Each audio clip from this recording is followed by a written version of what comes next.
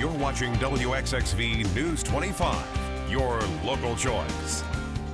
Good evening and welcome to News 25. I'm Lori Buhring. President Biden heads back to Washington tomorrow after a 4-day trip across the Middle East, which culminated in today's controversial meeting with Saudi Arabia's Crown Prince. Susan McGinnis has a wrap-up. A fist bump, not a handshake, kicking off the controversial meeting in Saudi Arabia today between President Biden and Crown Prince Mohammed bin Salman, or MBS. The meeting a 180-degree turn from just a month ago. I'm not going to meet with MBS. I'm going to an international meeting. But meet they did, the president hoping to coax a hike in oil production from the Crown Prince, seeking to ease high gas prices at home. President Biden under criticism for cozying up to the kingdom after once branding it a pariah for its human rights record, including the murder of Washington Post journalist Jamal Khashoggi. Doing it now basically makes it look as though we're willing to put aside all of our human rights values. When you're president, you got to deal with people you don't like as well as people you do like. And we have an alignment of interest. MBS ignoring a shouted question from NBC. Jamal Khashoggi, will you apologize to his family, sir? The president defending the trip as furthering U.S. interests, hoping a reset with Riyadh will help reestablish a U.S. leadership role in the Middle East. The U.S. House of Representatives has passed 2 measures aimed at protecting abortion access nationwide. The Women's Health Protection Act passed largely along party lines, a vote of 219 to 210. It would codify abortion rights protections into federal law. Texas Congressman Henry Cuellar was the only Democrat to vote against the bill. The legislation will now head to the Senate, where it previously failed. The House also passed a second bill ensuring access to abortion care, which prohibits punishment for individuals who travel out of state for reproductive health care. This is the Democrats' first legislative response since the Supreme Court overturned Roe v. Wade. Church members who work to restore a garden and grotto at St. Thomas the Apostle Catholic Church in Long Beach are heartbroken over vandalism that heavily damaged the site. The St. Vincent de Paul Society at St. Thomas raised money and worked to restore the grotto, which was rededicated in May. But this morning, a church member discovered the statue of Mary, as well as the guardian angel just outside the grotto in the garden, were knocked over and damaged. St. Vincent past president Darlene Berry said, quote, "It has broken our hearts. We'd been working on it and got a lot of donations to help us," end quote. Long Beach police have made an arrest, but more work lies ahead to repair the damage. They made contact with the subject and took him into custody. We found through our investigation he was a transient from Oklahoma moving through the area, and we charged him with felony malicious mischief and transported him to Harrison County Jail. Anyone wishing to help can donate to the St. Vincent de Paul Society. Just specify it's for the grotto. Harrison County Fire Rescue is at the scene of a single vehicle that rolled over several times. Those in the car had minor injuries, and a power pole was broken as a result of this accident. Drivers are asked to avoid the area near the soccer fields on County Farm Road for the next couple of hours while crews work to repair the line. And here's meteorologist Rob Martin with a quick look at your forecast. Hey Rob, how's it looking out there? Hey Lori, a bit better than yesterday. I mean, the downpours aren't as numerous, but the stretch from Gulfport to Biloxi early in the afternoon, they got dumped on pretty good. Right now, this is our Hancock Whitney Tower Cam. This is Highway 49 looking off to the north. So there's looks rather ominous out there in the distance. It's trying to pick up on that. This shower, fairly heavy shower, it's just to the east of Wiggins, Saucier area. And this is not a repeat of the deluge we had last night at this time. There's not going to be any surprise severe thunderstorm warnings popping up or anything like that. There's really not a whole lot to the north of it as our front is making its way through the area. It's going to kind of fizzle out. High pressure is going to try to build in. Temperatures right now about upper 80s area wide, which leads us to our Mississippi Power hometown forecast. Vendale down in the mid 70s. A quiet night after these showers dissipate. Commodore Kemet W. Spears not only relinquished command of the 22nd Naval Construction Regiment today, he also called it a career. Spears, who served as commanding officer for more than 2 years, is succeeded by Captain Angel L. Santiago. But in a double duty ceremony, the Seabees also held a retirement for Spears, who spent more than 27 years in the Navy. Spears, who served as CO of NMCB-1 from 2014 to 2016, returned to Gulfport in 2020 to take the command at the Naval Construction Regiment.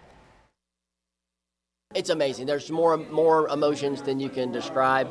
I'm overwhelmed with the people I've gotten to serve with. The memories of family and friends and sailors overwhelm you, and there's so many amazing things that have happened over the years. It just floods over you. Retiring from the Navy after 27 years isn't easy, but Captain Spears is looking forward to spending more time with his family.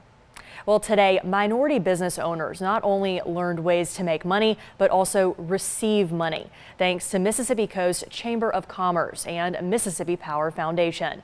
News 25's Janae Jordan has the details. Minority small business owners from across the coast gathered at the Knight Nonprofit Center to enjoy breakfast, a diversity council workshop, and 16 businesses even received $1,000 through the Shine a Light Minority Small Business Grants. Small businesses and entrepreneurship is the backbone of the economy in most, if not all, communities. In 2020, the Mississippi Power Foundation contributed $80,000 to the Mississippi Gulf Coast Chamber Foundation to establish the Shine a Light Minority Small Business Grants. Their grants allow minority business owners to continue to grow and advance. It means the world to us, knowing that we can make an impact on small businesses here in the community. To shine a light on small businesses here in the community is truly something that is impactful. Christy Bjork Elias, co-founder, owner of Gulf Coast Moms blog and Studio E, received 2 grants to continue her successful businesses. To be able to give back to our community and impact not only other small business owners, but children, mothers. So we're just so very thankful. Along with the guest presentation, guest speaker and grant recipient LaShondra McCarty talked about how business owners can learn how to invest in their own strengths and recognize their potential for growth. A lot of people dive into entrepreneurship and feel like they're doing it on their own. Sometimes they don't even seek out mentors. So if I have the opportunity to share some of the things that I've learned along the way, it could possibly help somebody else not make some of the same mistakes, then I'm more than willing to do so. We're in a position where we can all thrive together. In Gulfport, Janae Jordan, News 25. Are you an animal lover and want to ensure your pet is safe? Well, we have some tips on how to keep your furry friend safe in case of a fire. The #1 thing in any type of fire safety is early warning. Smoke detectors are life-saving for people and pets. The earlier the station has a warning of the fire, the more time you and your pet have to evacuate. It's important to make sure your pet has a collar so that it can be identified if it escapes on its own. It's very beneficial to have your pet somewhere close to the door as well, especially if you're not home. Also, the location of the pet is very important when trying to rescue it. One thing that we have found is a lot of times a pet will go to underneath a furniture, they'll go underneath the bed, especially cats. We have a hard time finding them at fires because they try to hide. So we put them in an area that you don't have a lot of clutter and a lot of places that the firefighters can find them quickly is another thing that we recommend. If the house is on fire, please do not go back inside to rescue your pet. Let firefighters know they are inside when you call the fire department, and they will try their best to help them. The Gulf Coast Big Rig Truck Show is back for its 7th annual trip to the coast, and it's bigger than ever. News 25's Rick Gogrieve is live at the show right now to tell us how big this truck show actually is. Hey, Rick. Well, Lori, that's right. The show is on, and it is, like you said, bigger than ever. And, you know, when you see these big rigs on the road, you don't realize just how big they are in real life. You know, just to help me clarify what's going on with this show, I got Mr. Jim McClenny here, one of the directors, to kind of tell us a little bit of what they got going on here at the biggest show they've had so far. So, Mr. Jim, what's going on here today and really tomorrow, just overall? What's kind of the experience going on right now? All right, this is our 7th annual Gulf Coast Big Rig Truck Show.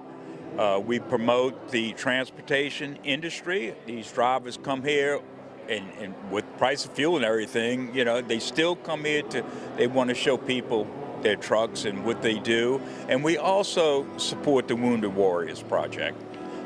And, you know, today's kind of slowing down a little bit. You know, we're about 5 o'clock. I know the show ends at around 7 o'clock tonight, so we're really kind of winding down. Right. However, tomorrow's kind of the big day. Tell me a little bit about what y'all got going on tomorrow. Well, we still have trucks coming in due to the weather and stuff. They're still coming. And tomorrow we open at 10. We have our our daily light show and our daily support to the military and first responders, because that's what this show is about also. And again, when we close the show tomorrow at 6, that's when we have our convoy on the beach. It takes us about 2 hours to line up all these trucks, and they leave here at the convention center, go down to Gulfport, turn at Jones Park, and when they come back past the Coliseum, that's how we end our show. Awesome. And like he said, tomorrow they're going to be opening up at 10 o'clock. It's going to be running until 6. Live in Biloxi, Rick Ogrief, News 25. All right, thanks, Rick. Meanwhile, just down the road from that, the Coast Fest Car Show is returning to Beauvoir tomorrow. All makes, models, and years of vehicles are welcome. Who knows, you may even win a trophy. There are more than 20 up for grabs. It costs $25 to register your vehicle. Tomorrow's car show is from 8 to 10 a.m. with judging from 11 to 1, and then the trophy presentation at 2:30. The event also features vendors and live music for the whole family to enjoy. Tomorrow is Women's Dive Day as we spotlight women in this male-dominated industry. News 25's Lorraine Weiskopf stopped by the Mississippi Aquarium to speak with a member of their majority female dive team. You'll hear a lot of parents talk to their kids like, oh, honey, look at that diver in the water. He's cleaning. I'm like, actually, she's cleaning. Michaela Frusi puts on her over 60 pounds worth of scuba gear just like any other diver, plunging into the male-dominated industry. She's not the only professional opening doors to the underwater world. At the Mississippi Aquarium, 21 of their 25 certified divers are women. It's definitely very powerful to see a little girl waving up at me through the glass, and I get to wave back and be like, yes, here I am. I do this.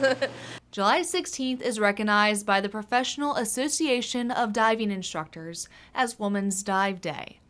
The aquarium's female divers account for 618 dives out of 763.